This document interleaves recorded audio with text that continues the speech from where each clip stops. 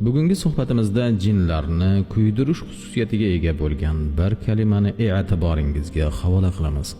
Bizga ma'lumki, sehrni olib keluvchi muvakkal maxluq bu jinlardan bo'ladi. Jinlar ko'zimizga ko'rinmasa, biz ulardan qanday himoyalanamiz degan savol o'rtaga chiqishi aniq. To'g'ri, ular latif jismlardan.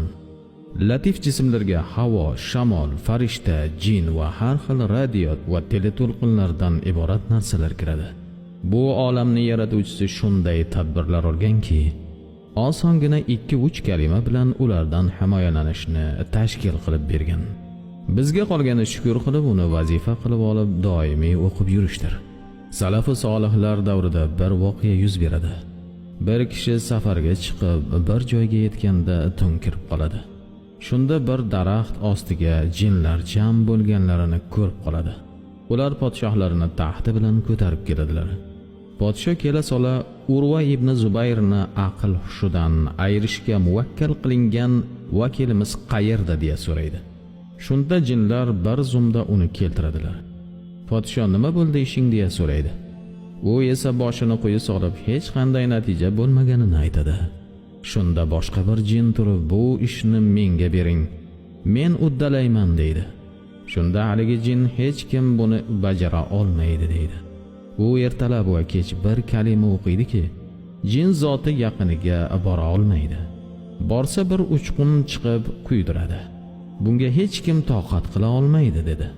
Shunda podsho o'sha kalimani o'qishni unutgan kunni kuting, so'ng darhol hukmni bajaring deydi. Bir zumdan so'ng hammasi ko'zdan g'oyib bo'ladi. Safardan qaytgach u kishi Urva ibn Zubayrning uyiga kelib voqeani aytib beradi va qanday kalima o'qishini so'raydi.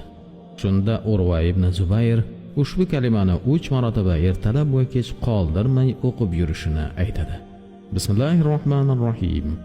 Amantu billahi wahdahu wa kafartu bil jubti wat taghuti wastamsiktu bil urwatil wuthqa la infisama laha wallahu sami'un alim. Bu hadisni keltirgan ravi bu kalimadagi sirni Urva otasi Zubayrdan yoki onasi Asmo binti Abu Bakrdan eshitgan. Bu sir Rasululloh sallallohu alayhi va sallam taraflaridan aytilgan edi deydi.